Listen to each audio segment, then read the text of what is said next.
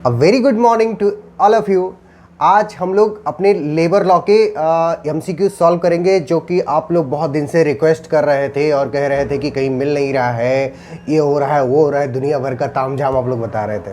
तो हमने पूरी रात मेहनत की, पूरे दिन मेहनत की।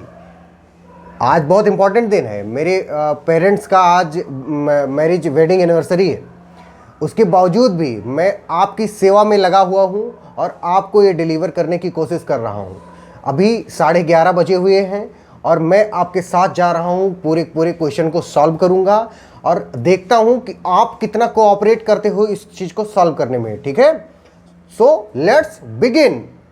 हमारा पहला क्वेश्चन है, under the labour codes which code consolidate laws related to the welfare of the workers. Welfare of the workers को कौन सा कोड जो अभी 2019 और 20 में किया गया है वो कौन इंश्योर करता है, आपको बताना है।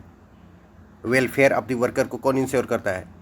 द कोड ऑन वेजेस 2019, कि द इंडस्ट्रियल रिलेशन कोड 2020, कि the code on social security 2020, कि the occupational safety health and working condition code 2020। बताइए कौन सा वाला कोड करता है? बिल्कुल, the code on social security 2020। The code on social security 2020 जो है वेलफेयर ऑफ द वर्कर्स की बात करता है। सेक्शन कह रहा हूँ, option C is the right answer. Option C is the right answer. Next question, the code on wages 2019 was enacted to replace how many previous labour laws. कितने previous labour laws को replace करने के लिए code on wages बनाया गया है? 2, 3, 4, 5, 4, 4 तरह के वेजेस को वेज से रिलेटेड लॉ को रिप्लेस करने के लिए कोड ऑन वेजेस बनाए गए, right. Next question is, the apprentices act 1961 is aimed at. जो अप्रेंटिसेस एक्ट है 1961 का, उसका एम क्या है हमें बताना। A option is regulating wages, option B is providing compensation for injury, option C is promoting skill development through apprenticeship training, option D is ensuring social security benefit. तो क्या हो जाएगा? बिल्कुल option C, that is promoting skill development through apprenticeship training. C is the right answer. Next question is, which act provides for the regulation of employment and conditions of services of building and other construction worker। कौन सा act है जो provide करता है regulation of employment and condition of services? हमें answer बताना है। Option A is the building and other construction worker regulation of employment and conditions of services act 1996। Option B is the Factories Act 1948. Option C is the Contract Labor Regulation and Abolition Act 1970. Option D is the Shops and Establishment Act। तो इसका क्या answer सही हो जाएगा? कौन service of building and other construction workers के बारे में बात करता है? तो A is the right answer. The building and other construction worker regulation of employment and conditions of services act 1996 बात करता है, right. Next question is, under the industrial dispute act 1947 a lay off means. Lay off का मतलब क्या होता है? Class में हमने आपको चिल्ला चिल्ला के समझाया था। What is the meaning of lay off? बताओ। Number A is, option number A is the permanent termination of employment. Number B is temporary removal of employees due to inability to provide work. Inability to provide work, inability on behalf of whom? The employer, right? Option C is the resignation by the employee. Now option D is retirement of employee। कौन सा option सही हो जाएगा? बिल्कुल option B is the right answer. Temporary removal of employees due to inability to provide work. इसको क्या कहते हैं? ले ऑफ कहते हैं। Temporary removal of employees due to inability to provide work. Next question is, the Contract Labor Regulation and Abolition Act 1970 applies to establishments employing how many or more contract workers? कितने contract workers को employ करने की ये बात करता है जिन पे ये लागू होगा? The contract labour regulation and abolition in 1970। 10, 20, 30, 40। बिल्कुल 20 is the right answer, 20 is the right answer. Next question is the payment of gratuity act 1972 provides for the payment of gratuity to employees who have rendered continuous service for कितने दिनों की continuous service को ये देने की बात करता है? बताइए। 3 year, 5 year, 7 year, 10 year. Payment of gratuity act 5 साल की सर्विस प्रोवाइड करने की बात करता है, उसके बाद पेमेंट ऑफ ग्रेच्युटी दी जाएगी। ओके, 5 साल। ध्यान से आप लोग पॉज कर करके पढ़ लीजिए, हो सकता है आपको थोड़ा छोटा छोटा दिख रहा हो। ओके, क्योंकि आज बहुत जल्दी जल्दी में हमने ये इसको तैयार किया है कल रात से ही लगे हुए हैं इस चीज़ को तैयार करने पे। ओके, आज बहुत इम्पॉर्टेंट दिन है, फिर इसके बावजूद भी हमने आपके एग्ज़ाम को ध्यान में रखते हुए ये इतनी सारी मेहनत की है। Okay, next question is what is the main objective of the code on wages 2019? 2019 का जो कोड ऑन वेजेस है उसका मेन ऑब्जेक्टिव हमें बताना है। To provide for the payment of wages, option B to regulate the employment of workers, option C to consolidate and simplify the laws relating to wages and bonuses, option D is to regulate the working hours. बताओ। जब कोई भी code बनाया जाता है, ध्यान से सुनिए, जब कोई भी कोड बनाया जाता है तो कोड का जो मेन काम होता है वो कंसोलिडेशन का होता है। चाहे इंडियन पीनल कोड हो और चाहे कोड ऑन वेजेस हो, तो दोनों का काम क्या हो जाएगा? To consolidate. जैसे इंडियन पीनल कोड सारे के सारे ऑफेंसेस को, चाहे वो थेफ्ट हो, चाहे मर्डर हो, चाहे रेप हो, चाहे डकैती हो, चाहे रॉबरी हो, सबको उसने क्या किया है? कंसोलिडेट कर दिया, इकट्ठा कर दिया है। लाइकवाइज कोड ऑन वेजेस 2019 क्या करता है? कंसोलिडेशन का काम करता है। तो आंसर क्या हो जाएगा हमारा? Option C, to consolidate and simplify the laws relating to wages and bonuses. Right. Next question is which act provides for the fixing of minimum rate of wages in certain employments? कौन सा act है जो provide करता है नहीं, खैर करता था, क्योंकि अब तो कोड ऑन वेजेस आ गया। Option A is the factories act 1948, option B is the minimum wages act 1948, option C is the payment of wages act 1936, option D is the industrial disputes act 1947। बताओ। बिल्कुल सही, option B the minimum wages act 1948 बात करता है minimum rate of wages की in certain employment. Next question is the trade union act 1926 provides for the registration of trade unions and, और किस चीज़ की बात करता है trade union act? Option A is defines their rights and liabilities, option B is provides for their recognition, option C is outlines their responsibilities, all of the above. बिल्कुल, सबसे पहले तो उनके रजिस्ट्रेशन की बात करता है, उसके बाद में ऑल ऑफ द अबव की बात करता है, यानी कि trade union act defines their rights and liabilities of हुम? The trade unions, and provides for their recognition, उनके रिकॉग्निशन की भी बात करता है। और क्या बात करता है? आउटलाइंस देयर रिस्पॉन्सिबिलिटीज, उनकी रिस्पॉन्सिबिलिटी की भी बात करता है। राइट। कुछ लोग आप में से ग्रुप में भी बोले थे कि सर जो पूरे लेबर लॉ है उसको समराइज कर दीजिए।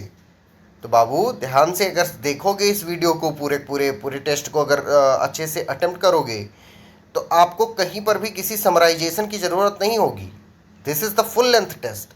इसमें हमने सारे के सारे उन क्वेश्चंस को इनकलकेट करने की कोशिश की है जो हमारे हिसाब से इम्पॉर्टेंट थे। अब पूछे जाएंगे कि नहीं पूछे जाएंगे ये तो जो पेपर सेटर है वो डिसाइड करेगा, बट हमने लेबर लॉ में जितने भी इंपॉर्टेंट चीज़ें हो सकती थी इनकलकेट करने की कोशिश कर दी है, बहुत मेहनत करके बनाया आपके लिए। राइट।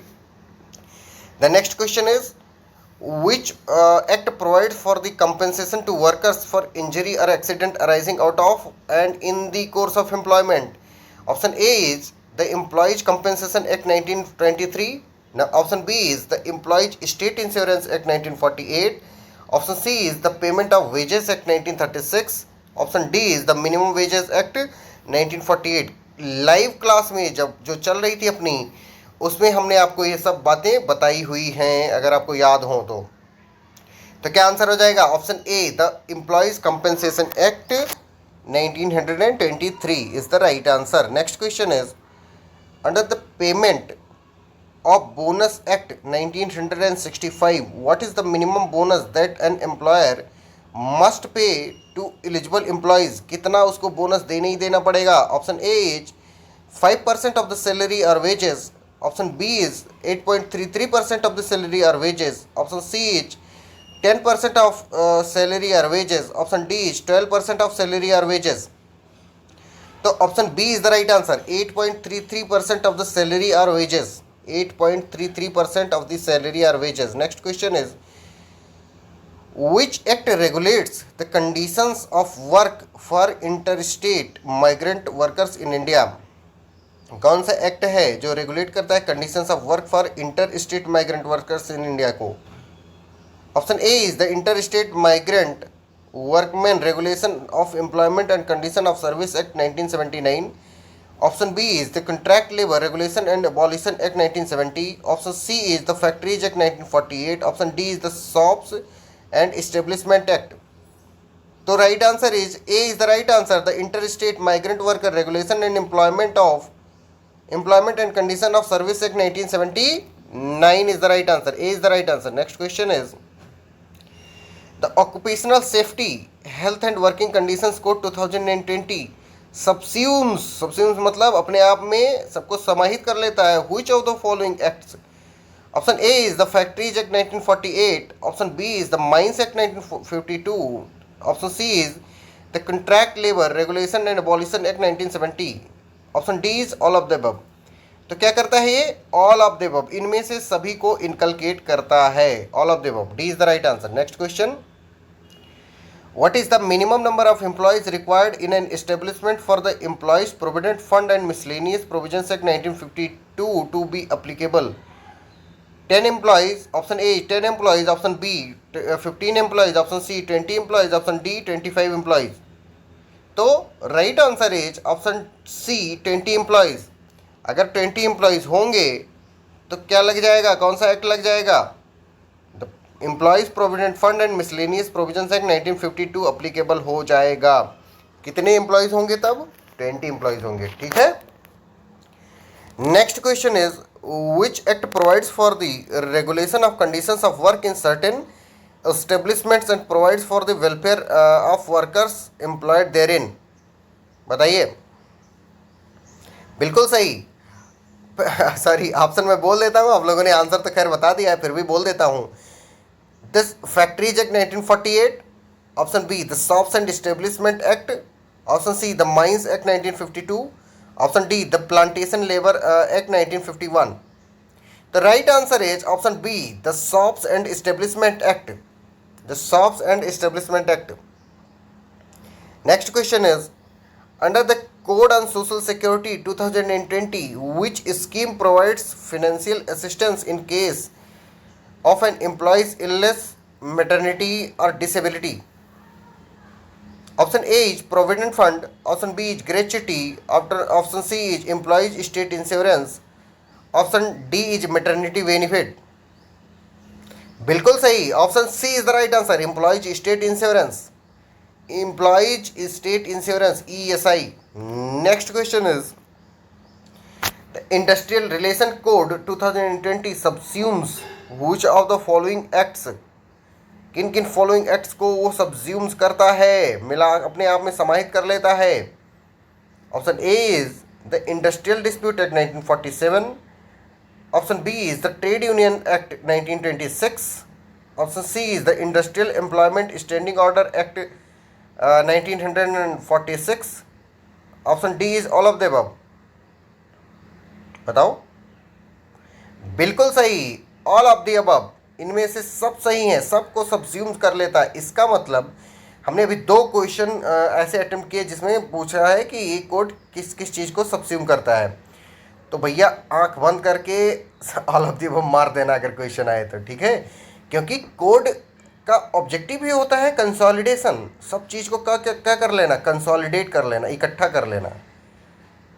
तो अगर वो वेज से रिलेटेड चीज़ें हैं तो कोड ऑन वेजेस में कंसोलिडेट हो जाएंगी, ठीक है।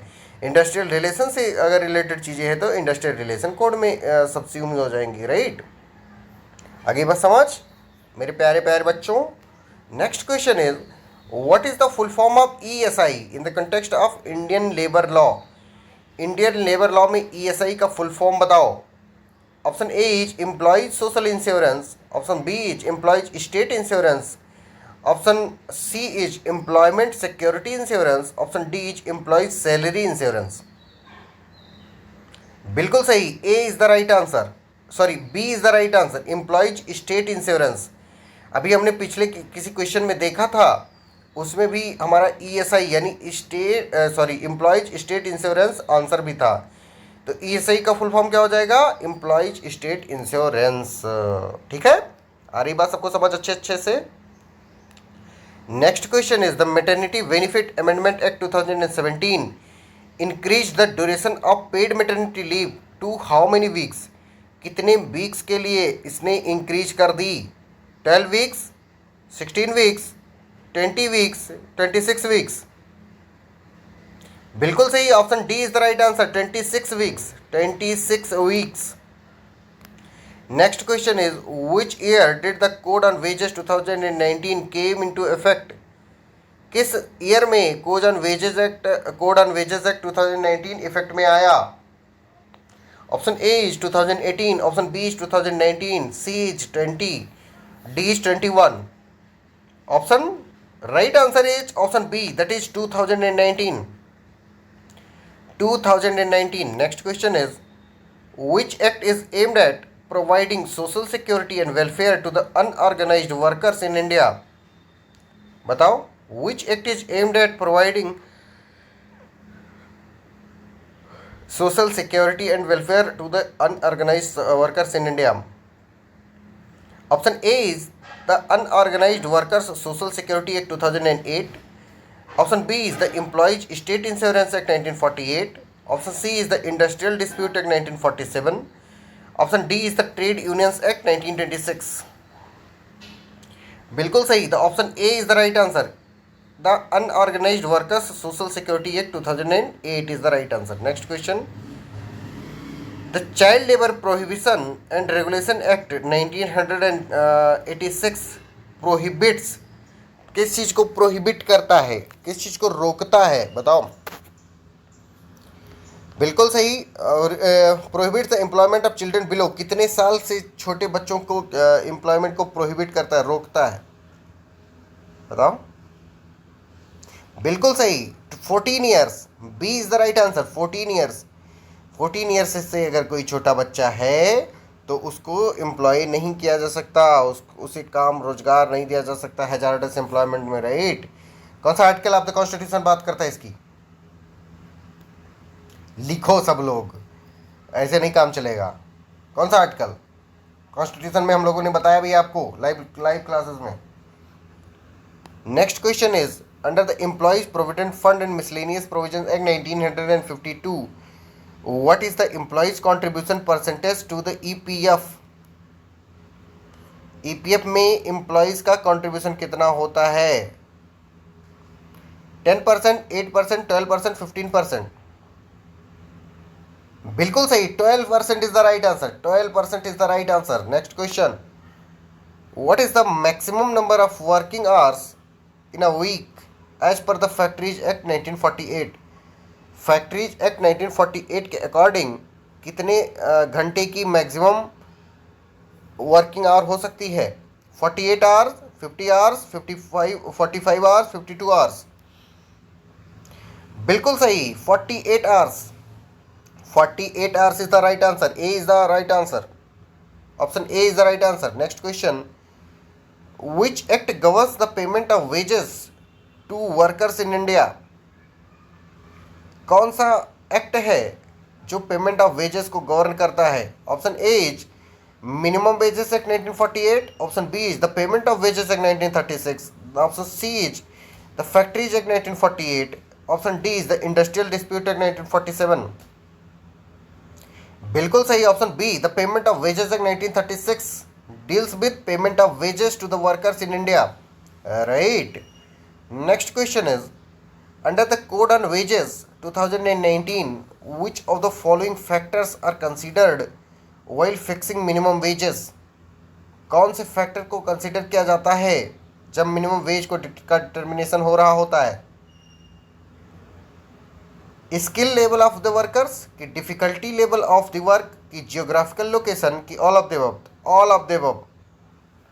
सब कुछ देखा जाता है, स्किल भी देखी जाती है, डिफिकल्टी भी देखी जाती है, जियोग्राफिकल लोकेशन भी देखी जाती है, सब कुछ देखा जाता है। All of the above is the right answer. Next question, the code on wages 2019 provides for the setting up of which of the following to ensure compliance?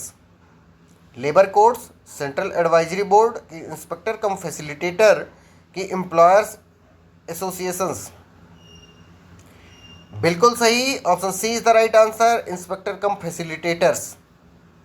Inspector cum facilitators is the right answer. Next question is, which of the following is not covered under the definition of wages in the code on wages 2019? Option A is basic pay, option B is contribution to pension fund, option C is house rent allowance, option D is incentives. कौन सा veg में covered नहीं होगा? बिल्कुल सही, option B is the right answer, contribution to pension fund नहीं लागू होगा, सॉरी वेज की डिफिनेशन में नहीं आएगा, और बाकी सारी चीज़ें वेज की डिफिनेशन में आ जाएंगी। Okay, next question, The Code on Wages 2019 provides for a redressal mechanism to workers through, किसके थ्रू बात करता है? Labour courts, tribunals, inspector cum facilitator, की ऑल ऑफ द अबव? बिल्कुल सही, ऑल ऑफ द अबव, सबके थ्रू लेबर लॉ के जो भी मैटर हैं उनका रेड्रेसल किया जा सकता है कोड ऑन वेजेस 2019 में। Right. Next question is, under the code on wages 2019 how is the over time rate defined? Over time rate कैसे डिफाइन करोगे? Option A is twice the normal wage rate, option B is 1.5 times the normal wage rate, option C is equal to the normal wage rate, option D is as determined by the employer.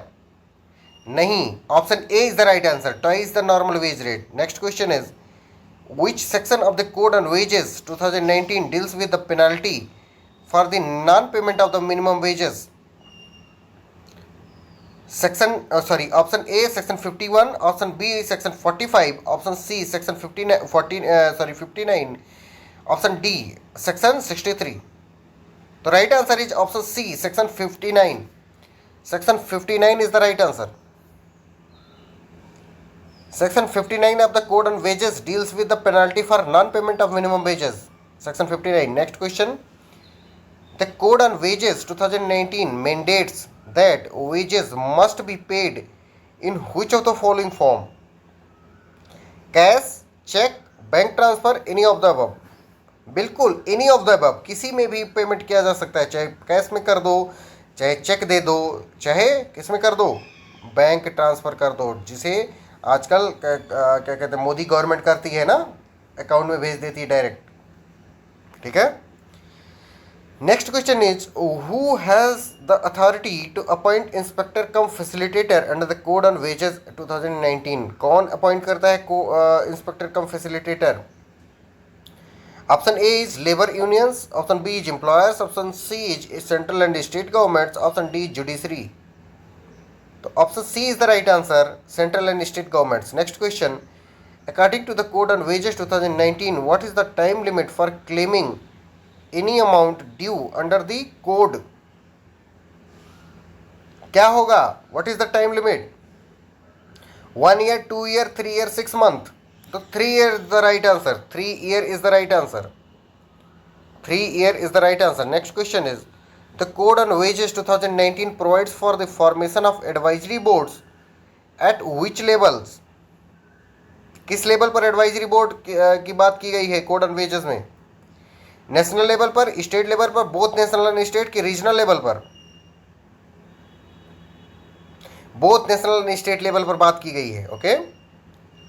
Next question is, what is the frequency of payment of wages as per the Code on Wages 2019 for employees in certain employments? Daily देना है कि weekly देना है कि fortnightly देना है कि monthly देना है। मतलब जो पेमेंट करोगे मंथली करोगे, डेली करोगे, वीकली करोगे कि 14 दिन पे करोगे? मंथली करोगे बेटा, मंथली करोगे। Okay. Under the code on wages 2019 the term minimum wage is defined as, minimum wage को डिफाइन किया गया है कैसे? Number A is the lowest remuneration paid to the workers for their work. Option B is the average wage paid in the industry. Option C is the highest wage paid to a worker. Option D is the wage paid to an apprentice. Minimum wage को कैसे define किया गया है इसने, code on wages 2019 ने? बिल्कुल सही, option A is the right answer, the lowest remuneration paid to a worker for their work. Next question is the code on wages 2019 applies to, code on wages किस पे apply होता है? Option A is government employees, option B is the private sector employees, option C is both government and private sector employees, option D is only industrial workers. बिल्कुल सही, option C the both government and private sector employees पे code on wages 2019 apply होता है। Okay. Next question is which of the following provision is included in the code on wages 2019 regarding gender equality? Option A is equal remuneration to make male and female workers for the same work. Option B is prohibition of gender based discrimination in recruitment. Option C is both A and B. Option D is none of the above. बिल्कुल सही, option C is the right answer, both A and B, that is equal remuneration to male and female workers for the same work, and option B that is prohibition of gender based discrimination in recruitment। दोनों सही है। Next question, the code on wages 2019 mandates that wages must be paid within how many days to the wage period ends? बताओ, veg period जिस दिन and होगा उसके कितने दिन के अंदर पेमेंट कर देना है? 7 days, 10 days, 15 days, 30 days? बिल्कुल सही, 7 days is the right answer, 7 days is the right answer। Next question, according to code on wages 2019 wages do not include which of the following? Basic pay, dearness allowance, house and rent allowance, any bonus payable under any law? बिल्कुल सही, D is the right answer, any bonus payable under any law is not included under the word wage। Okay. Next question is under the code on wages 2019 which entity is responsible for fixing the minimum wage? कौन minimum wage fix करता है? Option A is central government, option B is state government, option D C is both central and state government, option D is labour unions. बिल्कुल सही, option C that is both central and state government minimum wage को fix करती हैं। I am sorry. What is the primary objective of the code on wages 2019? 2019 का जो code on wages है उसका primary objective बेटा क्या है? Option A is to regulate the employment of women and children, option B is to consolidate and simplify the laws relating to wages, bonus and equal remuneration, option C is to regulate industrial dispute, option D is to ensure occupational safety। बताओ। बिल्कुल सही, option B to consolidate and simplify the laws relating to wages, bonus and equal remuneration. B is the right answer. Next question, the code on wages 2019 consolidate which of the following acts? The payment of wages act 1936, option B is the minimum wages act 1948, option C is the payment of bonus act 1965, option D is all of the above। बिल्कुल सही, all of the above को inculcate करता है, all of the above को inculcate करता है, right. आप लोग जैसे जुडिशरी बैच के बारे में जानते होंगे कि जुडिशरी बैच के बारे में बहुत ज़्यादा कन्फ्यूजन है आप लोगों सबको। कोई कन्फ्यूजन नहीं होना चाहिए। जाके जो डिस्क्रिप्शन बॉक्स है ना उसमें हमने लिंक दे रखी है डेमो क्लास की, उस पर क्लिक करो, उस फॉर्म को भरो और उसके बाद में फ्री डेमो क्लास कितने दिन की? 6 दिनों की। कब से कब तक? 5 जुलाई से 10 जुलाई तक। और उसका क्या उठाओ? लाभ उठाओ। और अगर पसंद आए तो फिर फुल लेंथ ज्वाइन करो। कितने रुपए में? ₹500 पर सब्जेक्ट, जहां पे लोग आपको लूटे ले रहे हैं, हम आपको लुटा दे रहे हैं। ठीक है, तो आप लूटना पसंद करोगे कि लुटना पसंद करोगे? It's up to you. Next question is, under the industrial relation code 2020 what is the penalty for an illegal strike और लॉकआउट? कितनी पेनल्टी इसमें लगाई जाएगी? 10,000, 20,000, 50,000, 1,00,000? बिल्कुल 50,000 पेनल्टी लगा दी जाएगी अगर इलीगल स्ट्राइक वगैरह करते हो तो। Next question is, the industrial relation code 2020 stipulates that any collective bargaining agent must be registered within how many days of its formation? 15 days, 30 days, 45 days, 60 days? बिल्कुल सही, 30 days is the right answer. Next question is, which authority under the Industrial Relation Code 2020 is empowered to adjudicate matters relating to the dismissal of a worker? Labor Court, Industrial Tribunal, National Industrial Tribunal, all of the above?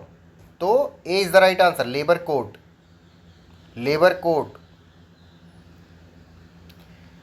जिस जिसको judiciary batch cut की demo class लेनी है free में जो चलने वाली है 5 जुलाई से 10 जुलाई तक, वो नीचे डिस्क्रिप्शन बॉक्स में जा करके गूगल फॉर्म फिल कर सकते हो। ठीक है। Next question is, under the industrial relation code 2020 a retrenchment does not include which of the following?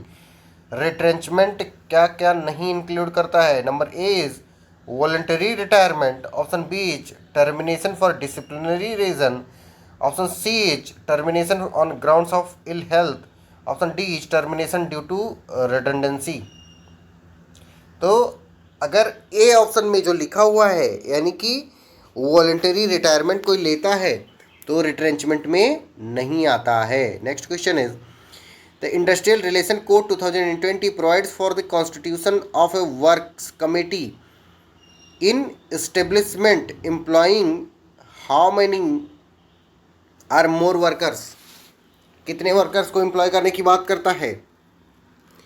50 worker, 100 worker, 200 worker, 300 worker? तो B is the right answer, 100 workers. Which section of the Industrial Relation Code 2020 deals with the formation and recognition of the trade union? The most important question. Option A, section 5, option B, section 9, option C, section 14, section 12, option D, section 14. So option B is the right answer, section 9. Section 9 of the Industrial Relation Code 2020 deals with the formation and recognition of the trade unions. Okay. Next question is, under the Industrial Relation Code 2020 what percentage of workers must support a trade union for it to be recognized as a negotiating union? बताओ। A 30%, B 40%, C 50%, D 75%? बिल्कुल सही, option C 50% is the right answer. Next question is, who is responsible for maintaining the register of trade unions under the Industrial Relation Code 2020? Option A, the employer, option B, trade union itself, option C, the labor commissioner, option D, the registrar of the trade unions? बिल्कुल, option D, the registrar of the trade union is responsible to maintain the register. Next question is, the Industrial Relation Code 2020 mandates that a notice of retrenchment be served to the appropriate government how many days in advance? कितने दिन के advance में इसको retrenchment की notice देनी होगी? Option A 7 days, option B 15 days, option C 30 days, option D 45 days? Option C 30 days is the right answer. Next question. I'm sorry. According to the Industrial Relation Code 2020, which of the following is not considered an industrial establishment? Factory, mine, plantation, household? बिल्कुल सही, household is not considered as industrial establishment. Next question. What is the maximum time limit for filing an industrial dispute under the Industrial Relation Code 2020? 3 months, 6 months, 1 year, 2 year? बिल्कुल सही, option B, that is 6 months is the right answer. Next question. Under the industrial relation code 2020 who has the authority to declare a strike illegal? किसके पास ये authority है कि एक strike को illegal घोषित कर दे? A option the employer, B option the trade union, C option the appropriate government, D option the labour code. बिल्कुल सही, option C the appropriate government is the right answer. Next question, the industrial relation code 2020 allows for the formation of a grievance redressal committee in establishment employing how many or more workers? Option A 10 workers, option B 20 workers, option C 30 workers, option D 50 workers. बिल्कुल सही, option B 20 workers is the right answer. Next question, under the industrial relation code 2020 how many days notice must a worker give before going on strike? 7 days, 14 days, 21 days, 30 days. बिल्कुल सही, 14 days is the right answer. Next question, which of the following bodies is responsible for resolving industrial disputes under the industrial relation code 2020? Labour court, industrial tribunal, national industrial tribunal, all of these. बिल्कुल सही, all of these is the right answer, all of these is the right answer. Next question is, according to the industrial relation code 2020 what is the minimum notice period required for the retrenchment of a worker? Option A 15 days, option B 30 days, option C 45 days, option D 60 days। बिल्कुल सही, option B 30 days is the right answer, option B 30 days is the right answer. Next question, the industrial relation code 2020 requires notice of change in service conditions to be given to workers before making any changes. How many days in advance must this notice be given? बताइए। 7 days, 14 days, 21 days, 60 days।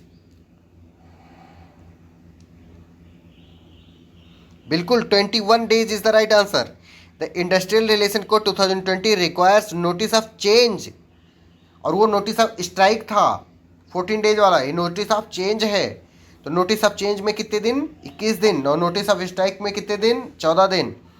Next question, under the industrial relation code 2020 how many workers must an establishment employ to be classified as a major industry? 50 workers, 100 workers, 300 workers, 500 workers. बिल्कुल सही, 300 worker is the right answer, 300 workers is the right answer. Next question, what is the primary object of the industrial relation code 2020? Industrial relation code 2020 का primary objective क्या है?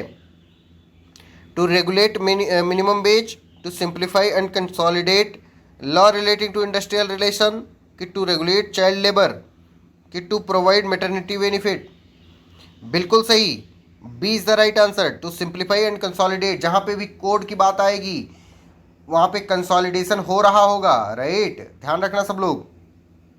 तो B is the right answer. Next question, the industrial relation code 2020 replaces which of the following acts? किन किन acts को ये replace करता है? Option A the industrial dispute act 1947, option B the trade unions act 1926, option C the industrial employment standing order act 1946, option D all of these.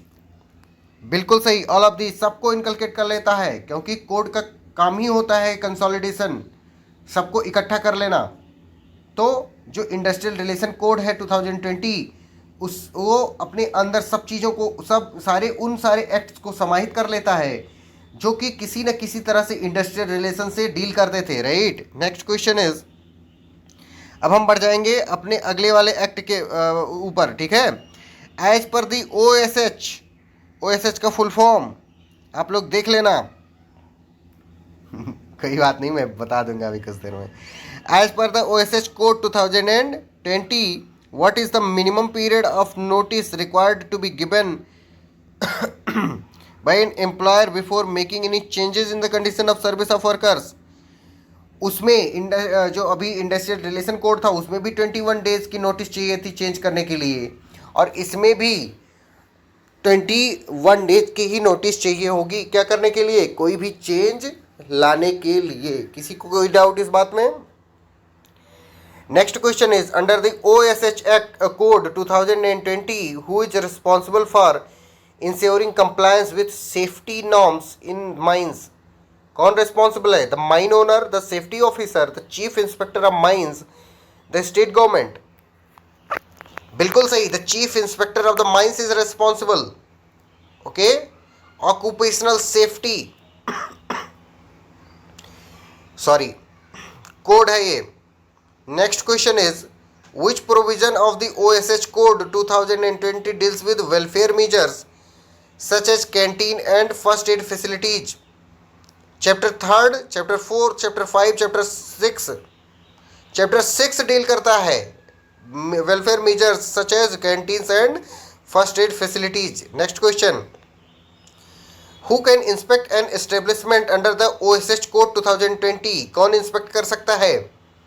Only the employer, government appointed inspectors, union representatives, third party auditor?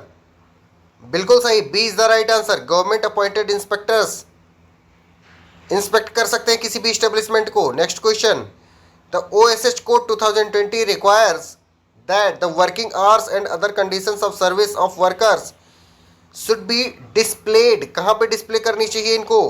On the notice board, option A. On the notice board, option B. On the company's website, option C. In the workers handbook, option C. Option D. Through periodic newsletter. तो answer क्या हो जाएगा? Option A, on the notice board. On notice board पे display किया जाना चाहिए. Next question. What is the penalty for a employer violating safety and health provision under the occupational safety and health code 2020? Fine up to 1 lakh, fine up to 2 lakh, fine up to 3 lakh, fine up to 5 lakh.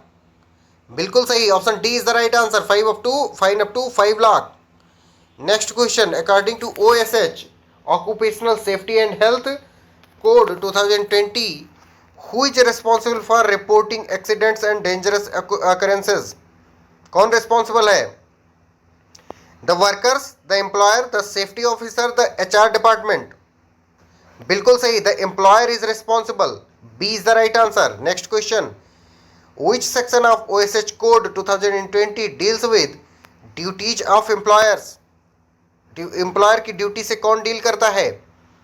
Section 6, section 8, section 10, section 12. Section 10 deal करता है किससे? Duties of the employer से. Next question. The OSH occupational safety and health code 2020 requires that crèche facilities must be provided by establishment with how many or more female workers? 20 female worker होंगी कि 30 होंगी कि 40 होंगी कि 50 होंगी तब creche facility available कराई जाएगी? 50 is the right answer. 50 is the right answer. Next question. As पर the OSH code 2020, how often should a health examination be conducted for workers employed in hazardous processes? Every 3 months, every 6 months, annually, biennially? Annually मतलब साल भर में एक बार क्या करना चाहिए? Health examination conduct होना चाहिए. किसका? वर्कर्स के लिए. ठीक है, कहाँ पे? जब एम्प्लॉयड हों, हैजार्डस उसमें इंडस्ट्रीज में एम्प्लॉयड हों. Next question. The OSH code 2020 mandates that an establishment should have a safety committee if it employs. कितने लोगों को अगर एम्प्लॉय करे तो उसके पास सेफ्टी कमेटी होनी चाहिए? 100 or more workers, 250 or more workers, 500 or more workers, 1000 or more workers? बिल्कुल सही, 250 or more workers is the right answer. B is the right answer. Next question. Which of the following is a key feature of the OSH Code 2020 regarding female workers? Female workers से related कौन सी चीज़ सही है? Number ए, equal pay होना चाहिए. Number B, maternity leave मिलनी चाहिए. Number C, night shift with consent and safety measures. Option D, flexible working hours होना चाहिए. बिल्कुल सही, option C is the right answer. Night shift with consent and safety measures होना चाहिए. Next question. The OSH code 2020 applies to establishments employing. कितने लोगों को अगर एम्प्लॉय कर रहा होगा तो OSH कोड उस पर लागू होगा? 10 or more workers, 20 or more workers, 50 or more workers, कि all establishment regardless of size? बिल्कुल सही, 10 or more workers को अगर एम्प्लॉय कर रहा होगा तो उस पर occupational safety and health code 2020 लागू होगा, right. Next question is the OSH code 2020 requires employer to conduct a health and safety training for workers at intervals of, कितने इंटरवल पे ये करेगा? Every 3 months, every 6 months, every 12 months, as and when needed. Every 12 months पे करेगा ही करेगा। Requires employer to conduct health and safety training of workers, जो employer होगा वो एम्प्लॉयज़ की यानी वर्कर्स की हेल्थ एंड सेफ्टी ट्रेनिंग करवाएगा हर 12 महीने पे, यानी हर 1 साल के बाद में क्या करेगा? उनकी ट्रेनिंग करवाई जाएगी। Next question is under the OSH code 2020 which body is responsible for advising the government on matters of occupational safety and health? Option A is National Safety Council, option B is Central Advisory Board, option C is State Advisory Board, option D is Occupational Safety Committee। बताइए। बिल्कुल सही, B is the right answer, Central Advisory Board is the right answer। Next question as पर OSH, अगला question है हमारा the OSH code 2020 mandates that every employer shall ensure the provision of a safety working environment that is free from discrimination, conducive to health and safety, flexible with working hours, की suitable for the remote work। भैया जो occupational safety and health की बात हो रही है तो हम हेल्थ की बात करेंगे ना, तो B is the right answer, that is conducive to health and safety. Next question which of the following act is not subsumed under the OSH code 2020? Option A is the factories act 1948, the mines act 1952, the payment of wages act 1936, the contract labour regulation and abolition act 1970। बिल्कुल सही, the payment of wages act 1936 को subsume नहीं किया गया है, बाकी सब इसमें सब्स्यूम हो गए हैं, क्योंकि पेमेंट ऑफ वेजेस एक्ट जो 1936 था वो वेज की बात कर रहा था, सेफ्टी की बात नहीं कर रहा था।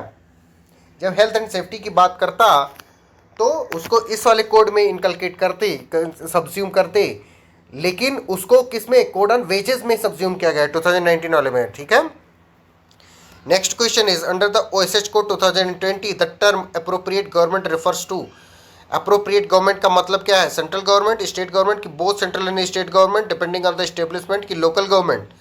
Option C that is both central and state government is the right answer. Next question the OSH code 2020 aims to consolidate and amend the laws regulating the occupational safety, health and working conditions of, option A factories workers, option B construction workers, option C mines worker, option D all workers in various establishments। okay, D is the right answer, all workers in various establishments। next question under the code on social security 2020 what is the minimum number of years to continuous service required for an employee to be eligible for gratuity? Option A is 3 years, option B is 4 years, option C is 5 years, option C is 6 years। बिल्कुल सही, option C is 5 years is the right answer. Next question which fund is established under the code on social security 2020 for the welfare of unorganized workers? Option A is National Pension Scheme Fund, option B is Employees Provident Fund, option C is Social Security Fund, option D is Maternity Benefit Fund। बिल्कुल सही, option C social security fund is the right answer. Next question the code on social security 2020 includes provisions for the social security for gig workers। what is a gig worker? gig worker का मतलब बताओ। Option A is the traditional employee, option B a worker involve in short term flexible jobs, option C is a government employee, option D is none of the above. बिल्कुल सही, option B that is a worker involve in short term flexible jobs is called gig worker, gig GIG, gig worker. Next question which section of the code on social security 2020 deals with the provision of gratuity? Chapter 4, chapter 5, chapter 6, chapter 7 कौन सा chapter deal करता है? Chapter 5 deal करता है किससे? Provision of gratuity से। Next question is under the code on social security 2020 what is the maximum period for which a worker can receive employment benefit under the ESI scheme 6 month, 12 month, for 18 month, 24 month. बिल्कुल सही, 12 month is the right answer. C is the right, B is the right answer, 12 month. Next question, which of the following benefit is provided under the maternity benefit provisions of the Code on Social Security 2020? Okay, बताओ, paid maternity leave दी जाएगी कि medical bonus दिया जाएगा कि nursing break दिया जाएगा कि all of the above? बिल्कुल सही, ऑल ऑफ द अबव दिया जाएगा कोड ऑन सोशल सिक्योरिटी में, all of the above. Next question, what is the contribution rate for employees towards the employees state insurance under the code on social security 2020? employees का contribution कितना होगा? 1% of wage, 1.75% of wage, 2% of the wage, 2.5% of the wage कि 3% of the wage? Option B is the right answer. 1.75% of the wage is the right answer. 1.75% of the wage is the right answer. What is the, फिर से question पढ़ता हूँ कि what is the contribution rate for employees towards the employees state insurance under the code on social security 2020? That is 1.75% of the wage. Next question, which act relates to the social security is not subsumed under the code on social security 2020? A, the employees provident fund miscellaneous provision act 1952, the maternity benefit act 1961, option C, the payment on wages act 1936, option D, the employees compensation act 1923. तो जो payment on wages act 1936 है वो veg से deal करता है, वो social securities deal नहीं करता है, बाकी के सारे सोशल सिक्योरिटीज डील करते हैं, इसलिए उनको सब्स्यूम कर लिया गया है और पेमेंट ऑफ वेजेस एक्ट को कोड ऑन वेजेस में सब्स्यूम किया गया है, सोशल सिक्योरिटी कोड में सब्स्यूम नहीं किया गया. Next question, under the code on social security 2020 the national social security board is established for which category of workers? A, organized sector workers, B, unorganized sector workers, C, government employees, D, private sector employees. बिल्कुल unorganized sector workers is the right answer.